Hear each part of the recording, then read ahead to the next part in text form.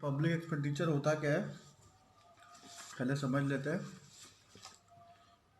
It refers to the expenses incurred by the public authorities, central government, state government and local bodies for its own maintenance, as also for meeting for the collective needs of the citizen and or for promoting the economic and social welfare। तो यहाँ पे public का मतलब होता है government और expenditure का मतलब खर्चा होता ही है। तो गवर्नमेंट जो भी पैसा खर्च करती है वो हमारा पब्लिक एक्सपेंडिचर में आता है।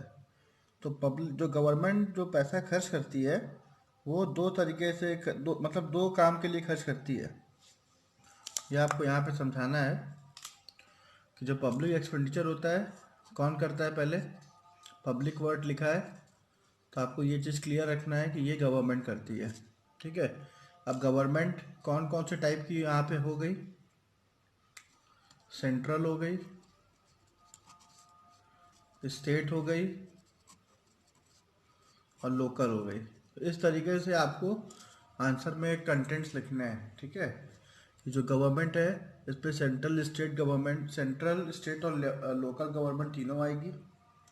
तो गवर्नमेंट खर्चा जो करती है वो दो काम के लिए करती है। पहला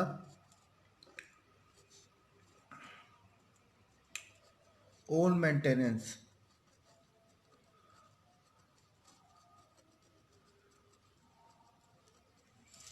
और own maintenance and also for meeting of collective needs of the citizen. इसका मतलब क्या हुआ कि ओन मेंटेनेंस के लिए खर्च करती है और सिटीजन के कलेक्टिव नीड्स के लिए।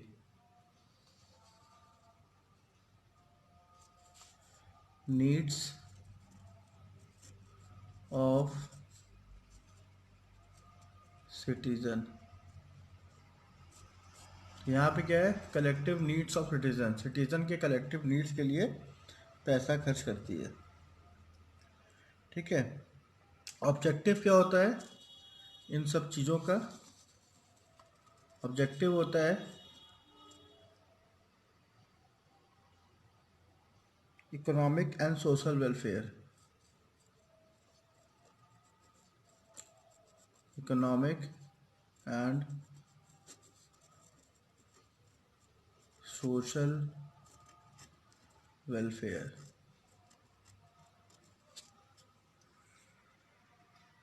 यहाँ पे आपको डेफिनेशन जो आपको लिखना है, आपका तरीका कैसे रहेगा कि पब्लिक का मतलब यहाँ पे गवर्नमेंट हो गया, तो इसमें आप लिखोगे public expenditure means the government expenditure done by central bank central government, state government, local government for their own maintenance and for the needs of the citizen. फिर आपने लिखा an overall objective of the public expenditure is economic and social welfare. तो इस तरीके से आपको ये keywords हो गए जहाँ पे आपको ये सब चीज़ें लिखनी पड़ेंगी। तो ये कीवर्ड हो गया पहला गवर्नमेंट, गवर्नमेंट के अंदर ये सब गवर्नमेंट आ गया। तो उसके बाद ओन मैनेजमेंट आ गया। अब ओन मैनेजमेंट का मतलब क्या होता है, जैसे गवर्नमेंट एम्प्लॉयज़ को रखा हुआ है, ठीक है, सारा कुछ मैनेज करने के लिए। वो चीज़ें आएंगी गवर्नमेंट एम्प्लॉयज़ को, जो भी पैसा गवर्नमेंट खर्च करती है उसी को ओन मेंटेनेंस कहते हैं। गवर्नमेंट ओन मेंटेनेंस जो भी करती है वो भी हमारे लिए ही करती है, अपने लिए थोड़ा ना करती है। तो इसीलिए ओन मेंटेनेंस का मतलब हो गया हमारे यहाँ पे परमानेंट एम्प्लॉयज़ जो कम गवर्नमेंट के लिए वर्क करते हैं, जो कि सोशल वेलफेयर के लिए वर्क करते हैं। तो पुलिस हो गए, डॉक्टर हो गए, इन सबको सैलरी देना, ये सब ओन मेंटेनेंस में आएगा। और उसके बाद नीड फॉर द सिटीजन का मतलब यहाँ पे क्या हुआ, जो गवर्नमेंट पैसा भेजती है हॉस्पिटल्स में ताकि मेडिसिन खरीदा जा सके, फ्री में मेडिसिन मिल सके, ठीक है। तो ये सब चीज़ें जो आती हैं वो आती हैं नीड्स ऑफ सिटीजन में। तो इन सारी चीज़ों का जो एक आप बना के लिखेंगे तो बन जाएगा पब्लिक एक्सपेंडिचर। अब आते हैं next, importance. Meaning and importance है आपका सिलेबस में, तो मीनिंग हो गया। अब आते हैं इम्पोर्टेंस में।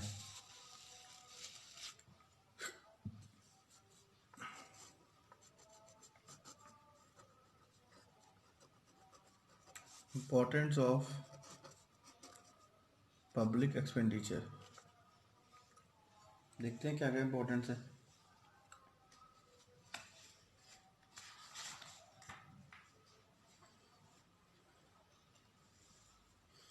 तो पब्लिक एक्सपेंडिचर करने से क्या फ़ायदा होता है, ठीक है, इस चीज़ को हम लोग समझेंगे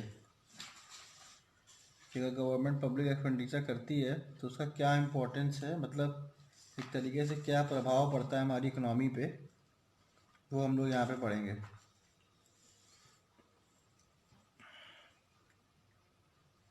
ज़्यादातर तो पॉजिटिव ही प्रभाव है, ठीक है, क्योंकि गवर्नमेंट जब भी एक्सपेंडिचर करती है तो ये सोच के ही करती है कि ये बेनिफिट हो जनरल पब्लिक को, क्योंकि वेलफेयर उसका मोटिव होता है, ठीक है। तो फ़ायदा जो भी इसका मेरिट्स अगर पूछे तो वो भी मेरिट्स भी इसी में ही आएगा, ठीक है। अगर एग्ज़ाम में मान लीजिए आपसे मेरिट्स पूछ लेता है तो भी आप इसमें यही लिखोगे, और इम्पोर्टेंस में वही तो लिखना ही है।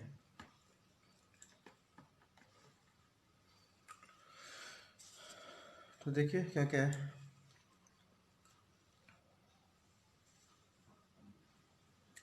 पॉइंट नंबर फर्स्ट है, public expenditure help in generating income for the various individual at the firm as a factor service from the public expenditure on the defence administration. अब देखिए, सबसे पहला है फैक्टर सर्विस। आप हेडिंग लिख सकते हैं इसको, फिर समझाइएगा जो आपके बुक में लिखा है। फैक्टर सर्विस का मतलब क्या हो गया? फैक्टर सर्विस का मतलब हो गया कि गवर्नमेंट फैक्टर सर्विस का पेमेंट जो करती है, ठीक है, उससे बहुत सारे लोगों का काम हो जाता है, मतलब कि उनका फ़ायदा हो जाता है। जैसे एग्जांपल, फैक्टर सर्विस में आता क्या है?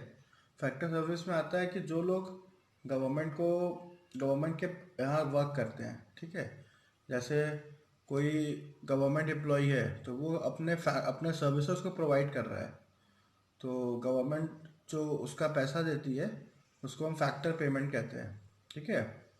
वो क्या कर रहा है? फैक्टर सर्विस दे रहा है और उसके बदले में उसको फैक्टर पेमेंट मिल रहा है। तो यहाँ पे सारे गवर्नमेंट एम्प्लॉयज़ आ जाएंगे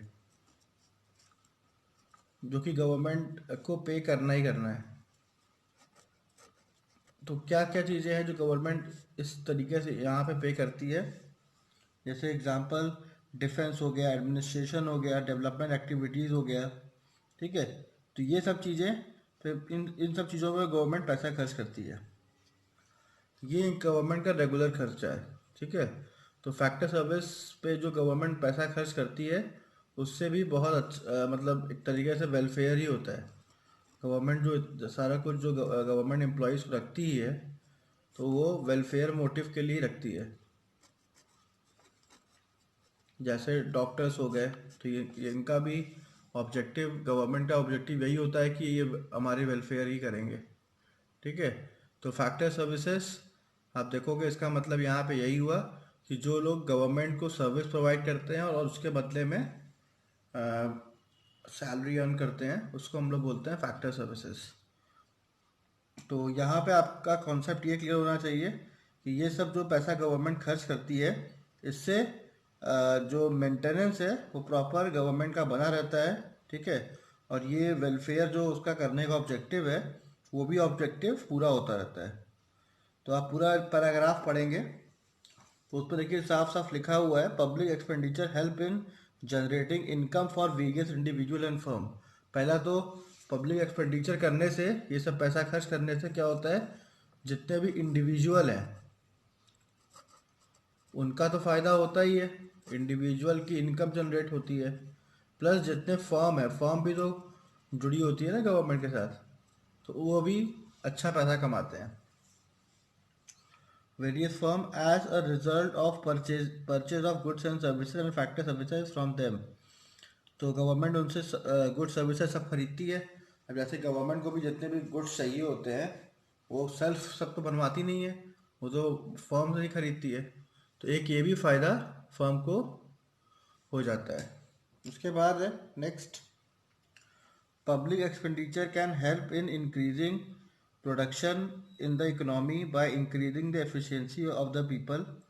Public expenditure on education, medical service, sanitation, cheap housing facilities, people at a large, which leads to increase in production and income of the people.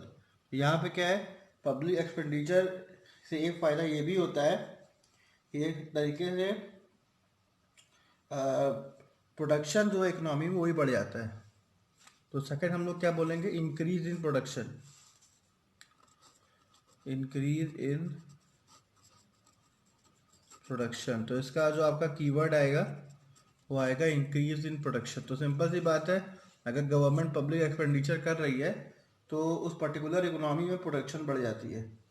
कैसे, अब गवर्नमेंट ने कोई एजुकेशन पे पैसा खर्च किया, तो एजुकेशन में पैसा खर्च करने का मतलब यहाँ पे क्या हुआ, स्कूल्स ओपन करना, ठीक है, वहाँ पे टीचर्स को रखना, ठीक है।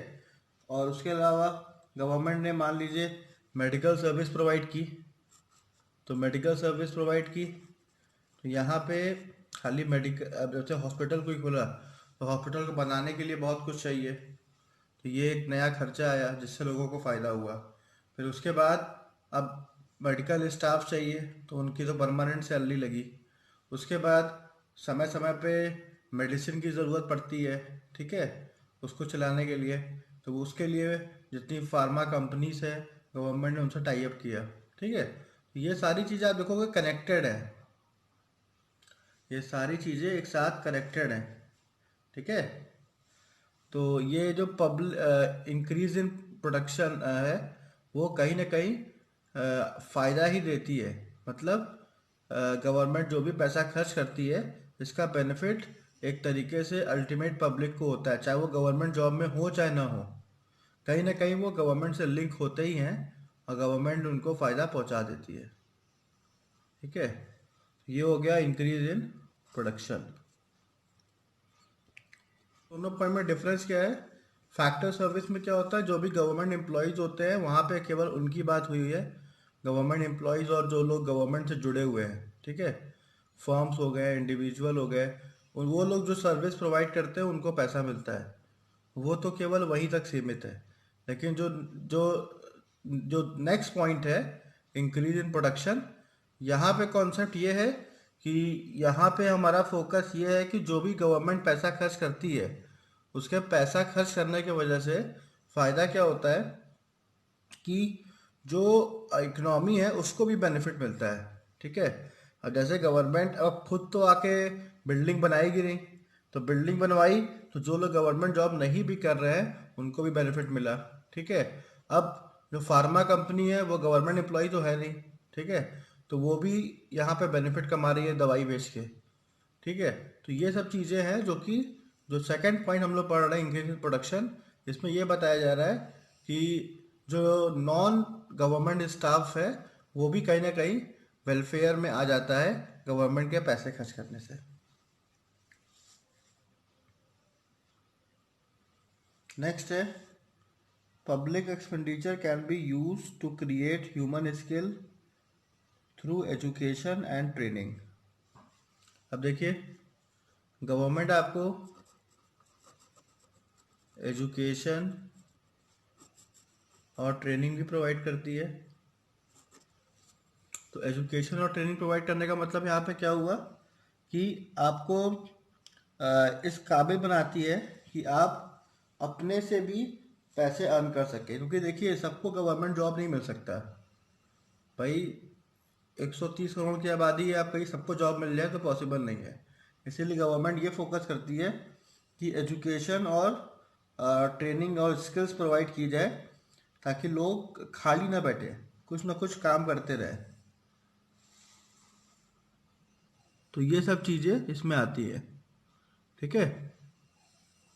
एजुकेशन एंड ट्रेनिंग, यहाँ पे मेडिकल सर्विसेज। तो अब देखिए इसमें एक चीज़ ये समझना पड़ेगा आपको,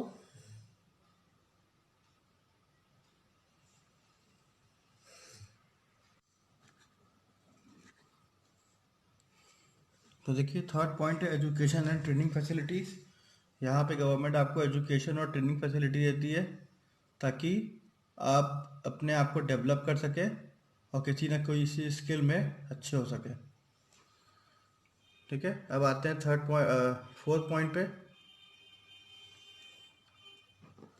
फोर्थ पॉइंट है public expenditure can be use as a means of producing essential raw material and other important inputs in the public sector. This help in removing various shortage like shortage of steel, fertilizers so as to ensure smooth production। तो देखिए government करती क्या है आपके लिए, जो चीज़ों की शॉर्टेज है,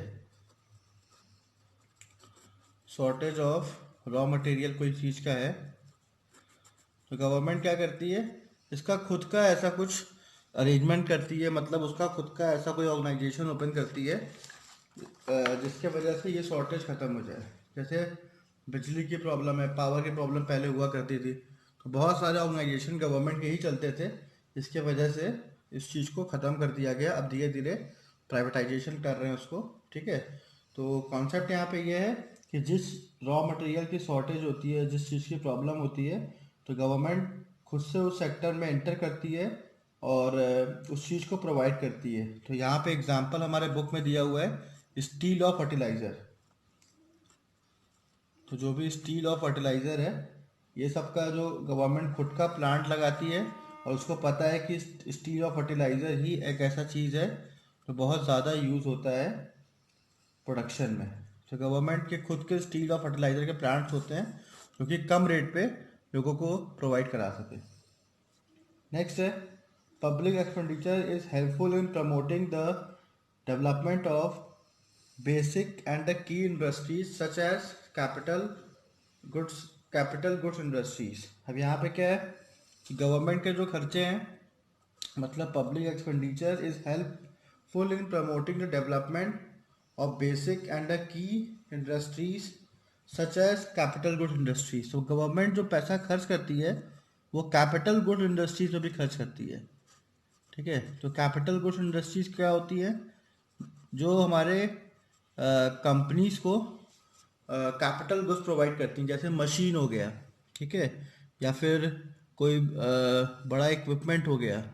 तो गवर्नमेंट का ये भी एक मोटिव होता है कि इन सब चीज़ों पे भी खर्च करे, क्योंकि इससे फ़ायदा क्या होता है कैपिटल गुड्स इंडस्ट्री से पैसा खर्च करने से, कि हमें बाहर से चीज़ें इंपोर्ट नहीं करनी पड़ती। ठीक है, तो जो हमारा सेल्फ की जो गवर्नमेंट का जो इंडिया में जो भी अलग से कैपिटल गुड इंडस्ट्रीज़ है उसको ग्रो कराने का काम भी गवर्नमेंट करती है, उनसे परचेजिंग करती है, साथ ही साथ उनके डेवलपमेंट के लिए इंफ्रास्ट्रक्चर डेवलप करती है, उनको कब कब सस्ते दामों पे ज़मीन दिलवाती है। ठीक है, ऐसे बहुत सारे का चीज़ हैं जिसके लिए कैपिटल गुड्स इंडस्ट्री को गवर्नमेंट हेल्प करती है। उससे फ़ायदा क्या होता है, फ़ायदा ये होता है कि कैपिटल गुड इंडस्ट्री जो होती है वो बहुत बड़ी बहुत बड़े लेवल पे होती हैं। ठीक है, जैसे स्टील इंडस्ट्री हो गई, कोल्ड इंडस्ट्री हो गई। ठीक है, तो ये सब कैपिटल गुड इंडस्ट्रीज़ में आती हैं, या फिर कोई मैन्युफैक्चरिंग इंडस्ट्रीज़ हो गई। तो ये सब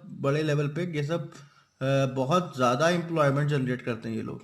ठीक है, जितना एम्प्लॉयमेंट गवर्नमेंट ने जनरेट कर पाए उतना उससे भी ज़्यादा गवर्नमेंट से भी ज़्यादा एम्प्लॉयमेंट सब मिला के ये लोग जनरेट करते हैं। तो गवर्नमेंट इसीलिए कैपिटल गुड इंडस्ट्री पे पैसा बहुत खर्च करती है ताकि उनका डेवलपमेंट हो और उसके वजह से लोगों का भी डेवलपमेंट हो। नेक्स्ट आते हैं public expenditure incurred in providing the social security scheme. अब यहाँ पे क्या है, सोशल सिक्योरिटी स्कीम। तो सोशल सिक्योरिटी स्कीम ये अलग से पूछ सकता है आपसे। ठीक है, तो सोशल सिक्योरिटी स्कीम में होता क्या है, जो गवर्नमेंट ओल्ड एज पेंशन देती है। ठीक है, पहले ओल्ड एज पेंशन खाली उन्हीं को मिलता था जो गवर्नमेंट एम्प्लॉय रिटायर होते थे। अब ऐसा कुछ ऐसे नई स्कीम भी आ गए हैं जहाँ पे कुछ पेंशन प्राइवेट पीपल्स को भी मिलता है। ठीक है, जो एलिजिबिलिटी क्राइटेरिया उसको पूरा करने के बाद। अनएम्प्लॉयमेंट अलाउंस अब शायद बंद हो गया है, पहले गवर्नमेंट अनएम्प्लॉयमेंट अलाउंस भी देती थी, इसके कुछ कंडीशंस हुआ करते थे, उसको आप पूरा करते हैं तो आपको अनएम्प्लॉयमेंट अलाउंस भी मिल सकता है। उसके बाद सिक बेनिफिट, सिकनेस बेनिफिट तो अभी भी मिलता है, ठीक है। अगर आप गवर्नमेंट एम्प्लॉई हैं या फिर प्राइवेट एम्प्लॉई हैं, अगर आपका एम्प्लॉई रजिस्ट्रेशन हुआ हुआ है तो हॉस्पिटल्स में जाके आप, मतलब मेडिकल इंश्योरेंस आपका हुआ है तो उसका आप बेनिफिट उठा सकते हैं। तो जो बड़ी कंपनी वो करा के रखती हैं।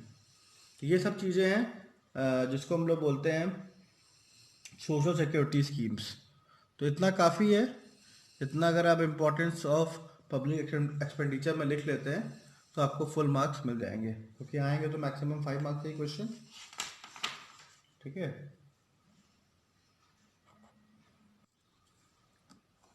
तो अब पढ़ेंगे हम लोग पब्लिक डेब्ट के बारे में। तो क्या होता है पब्लिक डेब्ट, पहले ये समझ लेते हैं।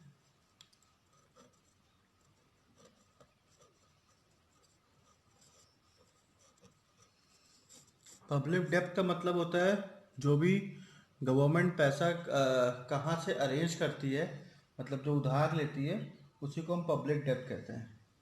पब्लिक डेब्ट इज द डेब्ट which the government ons to it's subject और to the nationals, to the Nations of other countries. तो डेब्ट गवर्नमेंट दो जगह से लेती है। पहला अपने कंट्री से ले रही है, दूसरा अदर कंट्री से लेती है, ठीक है। तो अलग अलग तरीके से गवर्नमेंट पैसा अरेंज करती है, उसी को हम पब्लिक डेब्ट कहते हैं। जो भी गवर्नमेंट का जो उधार होता है, गवर्नमेंट जो भी उधार लेती है उसको हम पब्लिक डेब्ट कहते हैं। तो उधार हमारे दो जगहों से हो सकते हैं। एक तो कंट्री से हो सकते हैं, और जो दूसरे खर्चे होते हैं हमारे गवर्नमेंट के, वो होते हैं कंट्री के बाहर से, ठीक है। वो भी गवर्नमेंट उधार लेती है, तो उसके बदले में गवर्नमेंट उनको इंटरेस्ट भी पे करती है। तो एक तरीके का जो पब्लिक डेब्ट होता है वो पूरा का पूरा, इसमें हम लोग डेब्ट के बारे में बात करते हैं कि क्या क्या किस किस जगह से गवर्नमेंट ने उधार लिया है, ठीक है। उसी को बोलते हैं पब्लिक डेब्ट। तो देखिए किस किस टाइप का डेब्ट होता है, फटाफट उसको कर लेते हैं, शॉर्ट में ही पढ़ेंगे। सिलेबस में दिख तो नहीं रहा है, लेकिन शॉर्ट में पढ़ लेते हैं क्या क्या होता है, जानकारी होनी चाहिए। तो पहला है इंटरनल एंड एक्सटर्नल डेब्ट। इसमें क्या है, इंटरनल डेब्ट refers to the public loan putting within the country, और एक्सटर्नल डेब्ट refers to the loan taken by government from the individual institution and government of foreign countries। मतलब जो भी उधार गवर्नमेंट मान लीजिए अपनी कंट्री से ले रहा है तो ये हो गया तब का इंटरनल, और अदर कंट्री से ले रहा है, ठीक है, तो वो सब आपका आ गया बाहर का, ठीक है। तो सिंपल सा है इंटरनल एक्सटर्नल, ये आप अपने पब्लिक डेब्ट के डेफिनेशन में भी समझा सकते हैं, ठीक है। उसके बाद आता है नेक्स्ट टाइप, इसको हम लोग बोलते हैं प्रोडक्टिव एंड अनप्रोडक्टिव डेब्ट। प्रोडक्टिव एंड अनप्रोडक्टिव डेब्ट, ये भी सिंपल सा है।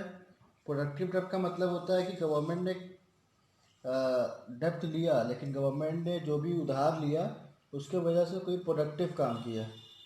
और अनप्रोडक्टिव में क्या होता है, गवर्नमेंट ने उधार लिया लेकिन कोई प्रोडक्टिव काम उससे नहीं हुआ, तो उसको अनप्रोडक्टिव कहेंगे। जैसे प्रोडक्टिव में क्या क्या आएगा, कोई रेलवे प्रोजेक्ट हो गया, गवर्नमेंट ने पैसा उठाया और रेलवे प्रोजेक्ट में खर्चा कर दिया, तो ये आपका आ जाएगा प्रोडक्टिव डेब्ट में, ठीक है। और अनप्रोडक्टिव डेब्ट में क्या होगा कि कोई फ्लड व्लड का सिचुएशन अगर बन गया था जिसके लिए गवर्नमेंट को पैसा बोरो करना पड़ा दूसरी कंट्री से, ठीक है, किसी वॉर के लिए पैसा बोरो करना पड़ा दूसरी कंट्री से, तो वो प्रोडक्टिव नेचर का नहीं होता, मतलब उससे कुछ बन नहीं रहा है, बस खाली हम बचे पड़े हुए हैं, मतलब लोगों का फ़ायदा हो रहा है लेकिन यहाँ पे कुछ ऐसा कैपिटल फॉर्मेशन या फिर गवर्नमेंट को कुछ उससे इनकम नहीं जनरेट हो रही है, ठीक है।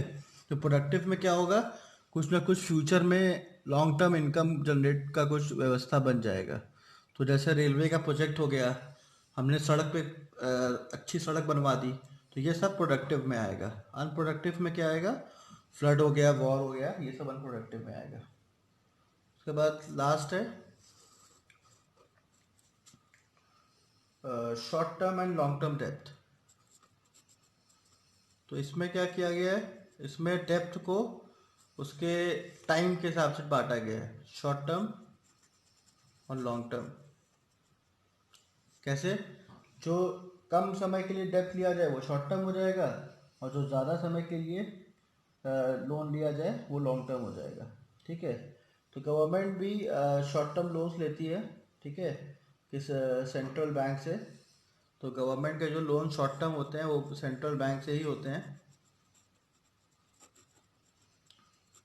और लॉन्ग टर्म लोन भी होते हैं। वो भी आप देखोगे, वो तो आपको अलग अलग बता ही दिया कि इंटरनल भी हो सकता है, एक्सटर्नल भी हो सकता है। वो सेंट्रल बैंक से भी हो सकता है अगर इंटरनल है, या फिर एक्सटर्नल है तो दूसरी कंट्रीज और दूसरे कंट्री के इंस्टीट्यूशन से भी हो सकता है। ठीक है? फॉरेन बैंक भी आ सकता है यहाँ पे लॉन्ग टर्म में।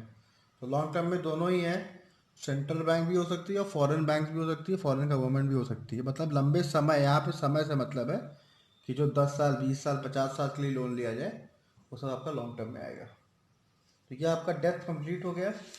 अब आते हैं next, method of depth redemption. Depth redemption का मतलब क्या होता है? डेप्थ की वापसी करना। जैसे रिडम्पशन ऑफ डिवेंचर पढ़ते हैं, वैसे ही आपका है depth redemption.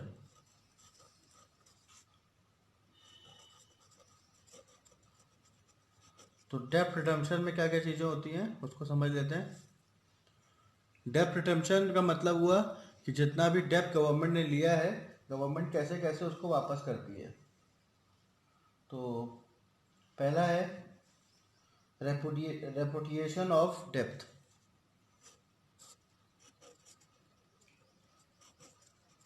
रेपुटिएशन of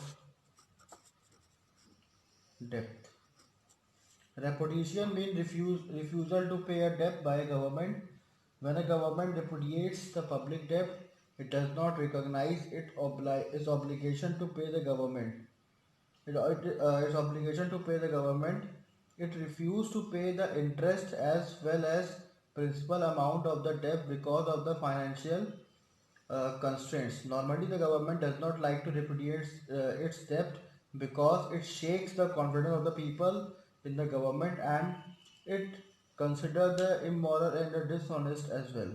It leaves a political instability in the case of repudiation of the external debt. The government may face difficulty in raising new loans in the future. Therefore, in the normal circumstances, the government does not want to repudiate its debt.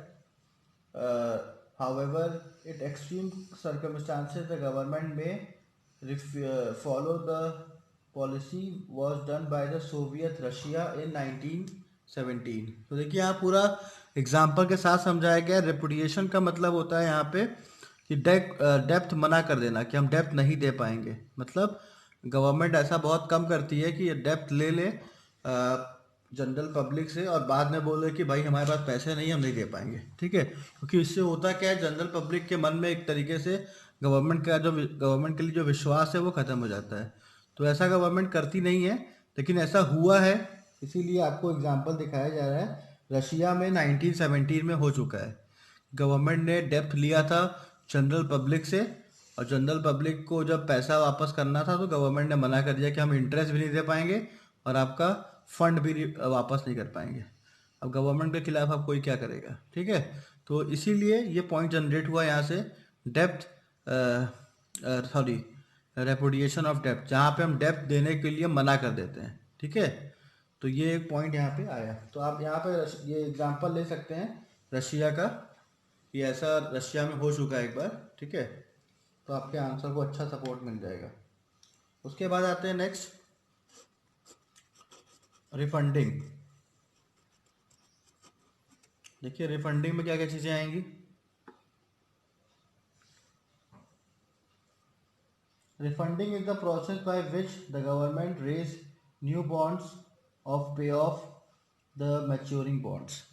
यहाँ पे government क्या करती है, अपने अगर government के पास पैसा है तब तो दे दी, नहीं तो सबसे कॉमन तरीका क्या है, new bond, new bond issue करो और पुराने पैसे को दे दो। ठीक है, जैसे एग्जांपल कुछ ग्रुप ऑफ पीपल्स हैं जिन्होंने पैसा लगाया था पहले, ठीक है, अब इनको पैसा देना है, तो गवर्नमेंट ने क्या किया, कुछ और नए ग्रुप को बॉन्ड इशू कर दिया, इनका पैसा उठाया इनको दे दिया। तो गवर्नमेंट ये भी कभी कभी करती है अगर स्थिति सही नहीं है और पैसा पे करने का टाइम आ गया तो न्यू बॉन्ड इशू करके गवर्नमेंट पैसे को रिफंड करती है। उसके बाद है नेक्स्ट डेप्ट कन्वर्जन। देखिए ये जो गवर्नमेंट उधार लेती है ना, बहुत बड़ा अमाउंट का होता है, तो कभी कभी कंडीशन बन जाते हैं कि गवर्नमेंट के पास पैसे नहीं है, तो ये अलग अलग टेक्निक्स गवर्नमेंट यूज़ करती है। ठीक है, तो डेप्ट कन्वर्जन में क्या है, conversion of dept means exchange of new dept to old dept. In this method loan is actually not repaid but the form of loan is change. The process of conversion consist of converting the high interest dept into low interest डेप्ट। अब देखिए यहाँ पे होता क्या है कि अब मान लीजिए गवर्नमेंट की स्थिति नहीं है कि अभी वो गवर्नमेंट इंटरेस्ट पे कर सके, ठीक है, और लोन पे कर सके, तो उस कंडीशन पे गवर्नमेंट क्या करती है, एक लोन को मतलब ओल्ड लोन को कन्वर्ट कर देती है न्यू लोन में।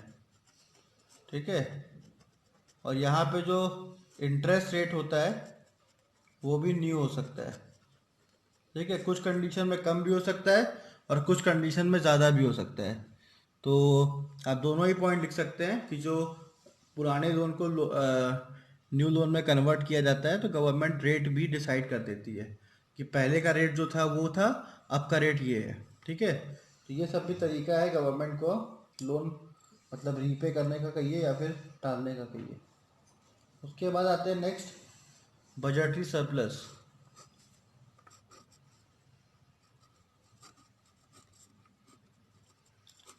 बजटरी सरप्लस, देखिए इसमें क्या आता है, sometime the government is able to generate a surplus in its budget, it can use this budget surplus to pay off the डेब्ट ऑफ द पीपल। तो बजट में अगर सरप्लस आ गया, ठीक है, ज़्यादातर कंडीशन में आप देखेंगे डेफिसिट ही आता है, लेकिन सरप्लस अगर गवर्नमेंट को बजट में मिल गया तो गवर्नमेंट इस सरप्लस से पेमेंट कर देती है। ठीक है, इसीलिए गवर्नमेंट कहती है ना एक्सपोर्ट ज़्यादा करिए। सरप्लस कब आता है, जब आप ज़्यादा एक्सपोर्ट करते हैं। एक्सपोर्ट अगर आप ज़्यादा कर रहे हो तो गवर्नमेंट के पास पैसे बचेंगे, पैसे आएंगे, नए पैसे आएंगे। ठीक है, और इम्पोर्ट आपका कम रहेगा। तो अगर ये सिचुएशन आप जनरेट कर लेते हैं, अगर कोई कंट्री जनरेट कर लेती है तो गवर्नमेंट के पास सरप्लस हो जाता है। सरप्लस होने की वजह से गवर्नमेंट के जो डेब्ट्स हैं, जो उधार है, गवर्नमेंट आराम से पे कर लेती है। उसके बाद है टर्मिनल एन्यूटीज।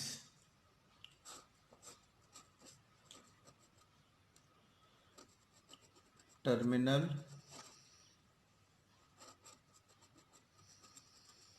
एन्यूटीज, अब देखिए इसमें क्या है, under this method the government paid it dept in equal annual instalment which which includes interest as well as principal amount of the डेप्ट। अब इसमें होता क्या है, मान लीजिए गवर्नमेंट बहुत लंबा लोन ले लिए, तो उस कंडीशन पे अगर लोन नहीं पे कर पा रही है तो उसको टर्मिनल एन्यूटी में कन्वर्ट कर देती है। टर्मिनल एन्यूटी का मतलब क्या होता है, छोटे छोटे इंस्टॉलमेंट में। तो यहाँ पे आपका जो लोन है वो इंस्टॉलमेंट में गवर्नमेंट पे करती है, जिसमें इंटरेस्ट भी होता है और साथ ही साथ जो आपका कैपिटल अमाउंट है वो भी होता है। तो ये आपके 5 तरीके हो गए अलग अलग जो कि गवर्नमेंट लगाती है उसको अपने खर्चे को मतलब अपने डेप्थ को ख़त्म करने के लिए। ठीक है, अब आते हैं नेक्स्ट सिंकिंग फंड। तो इसमें कोई भी 5 आप फंड लिख सकते, कोई भी 5 तरीका लिख सकते हैं। ठीक है, लेकिन इसमें दिक्कत ये है कि 2-2 नंबर के कोई भी पूछा भी जा सकते हैं, तो पूरा ही पढ़ना पड़ेगा आपको। तो देखिए सिंकिंग फंड में क्या है, Sometimes the government establishes a separate fund known as sinking fund for the purpose of the repayment of the debt. The government credit certain amount as a reserve every year. तो sinking fund एक बहुत ही पुराना तरीका है। इसमें होता क्या है, गवर्नमेंट थोड़ा थोड़ा पैसा एक फंड में निकाल के रख देती है ताकि जब लोन देते समय बहुत ज़्यादा गवर्नमेंट के ऊपर बोझा ना पड़े, तो गवर्नमेंट वो पैसा दोनों जोड़ के वहाँ से दे देती है। यही सिंकिंग फंड होता है, मतलब पैसा देने के लिए एक फंड बना देना। उसके बाद है next statutory reduction in the rate of interest. Sometimes government takes a statutory decision to reduce the rate of interest payable on the public debt. The creditor are forced to accept the reduction in the rate due to the statutory power of the government. अभी दूसरा क्या है, rate of interest को कम करना। ठीक है, तो government ऐसा भी करती है कि रेट ऑफ इंटरेस्ट कम करके पेमेंट करते हैं, क्योंकि गवर्नमेंट के पास पैसे की दिक्कत है, तो गवर्नमेंट ऐसा भी करती है। और यहाँ पे आप उसको कुछ कह भी नहीं सकते, क्योंकि गवर्नमेंट की अलग ही पावर होती है। उसके बाद है नेक्स्ट कैपिटल लेवी। अब ये क्या होता है देख लेते हैं।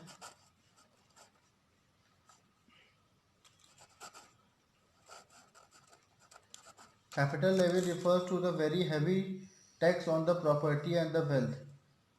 It is a once for all imposed on the certain assets of a certain value. A capital levy is just like a wealth tax as it imposed on the capital assets. It is imposed on the rich and the propertized individual of the progressive scale. तो देखिए यहाँ पे capital levies में क्या होता है, government लोगों के एसेट्स पे टैक्स लगाती है, और वो एक हैवी टैक्स होता है, जिसके वजह से जो रिच पीपल का पैसा है, अमीर लोगों का पैसा है, वो गवर्नमेंट को मिल जाता है और गवर्नमेंट टैक्स पे कर देती है। तो उसको हम लोग कैपिटल लेवी करते हैं, जहाँ पे एसेट्स नेचर के गुड्स पे हैवी टैक्स लगाए जाते हैं ताकि गवर्नमेंट के पास फंड आए और गवर्नमेंट उसको आगे पे कर सके। उसके बाद आता है नेक्स्ट एक्सपोर्ट सरप्लस। तो एक्सपोर्ट सरप्लस यहाँ पे वही हो गया कि ज़्यादा से ज़्यादा एक्सपोर्ट करना, और एक्सपोर्ट करने की वजह से जो सरप्लस अमाउंट आए उसको पे कर देना। तो इस तरीके से आपको ये सब चीज़ें लिखनी पड़ेंगी। तो हमने कीवर्ड्स यहाँ पे डिस्कस कर लिया है, बाकी आपके बुक में आंसर्स दिए ही हुए हैं, 2-2 लाइन 3-3 लाइन आप पढ़ सकते हैं। बस ये कीवर्ड ध्यान रखिएगा कि वहाँ पे क्या क्या चीज़ें उसमें होती हैं।